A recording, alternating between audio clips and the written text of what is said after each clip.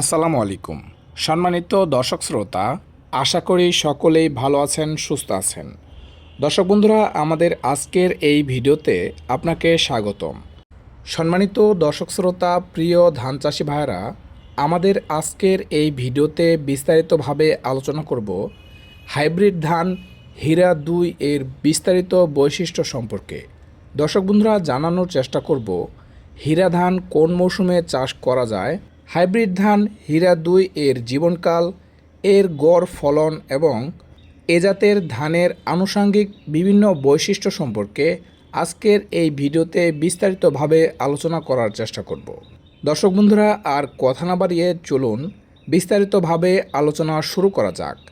আলোচনা শুরু করার আগে আপনারা যারা কৃষিকে ভালোবাসেন, কৃষি কাজের সাথে সম্পৃক্ত আছেন, তাদের কাছে একটাই রিকোয়েস্ট থাকবে, আমাদের চ্যানেলটি সাবস্ক্রাইব করে আমাদের পাশেই থাকুন। হাইব্রিড ধান হীরা-2 বাংলাদেশের একটি জনপ্রিয় উচ্চ ফলনশীল হাইব্রিড ধানের জাত। এ জাতটির 33 শতক অর্থাৎ বিঘাপ্রতি ফলন 25 থেকে 28 মণ পর্যন্ত হয়ে থাকে। এ জাতের জীবনকাল 140 থেকে 142 দিনের মধ্যে সম্পূর্ণ হয়ে থাকে।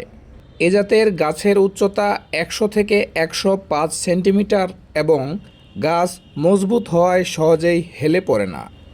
এ জাতের ধান গাছের ডিগপাতাগুলো চওড়া, মোটা ও খাড়া এবং গাঢ় সবুজ রঙের হয়ে থাকে।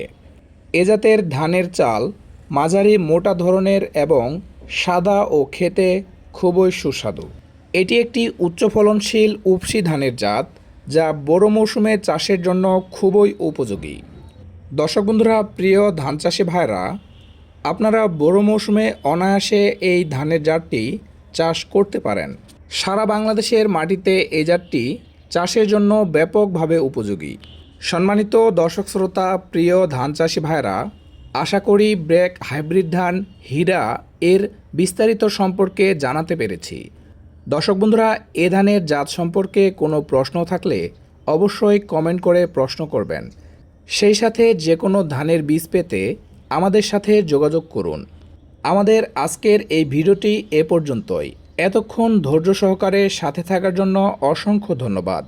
ভালো থাকবেন, সুস্থ থাকবেন। দেখা হবে, কথা হবে নতুন কোনো বিষয়ে, নতুন কোনো ভিডিওতে। আল্লাহ হাফেজ। আসসালামু আলাইকুম।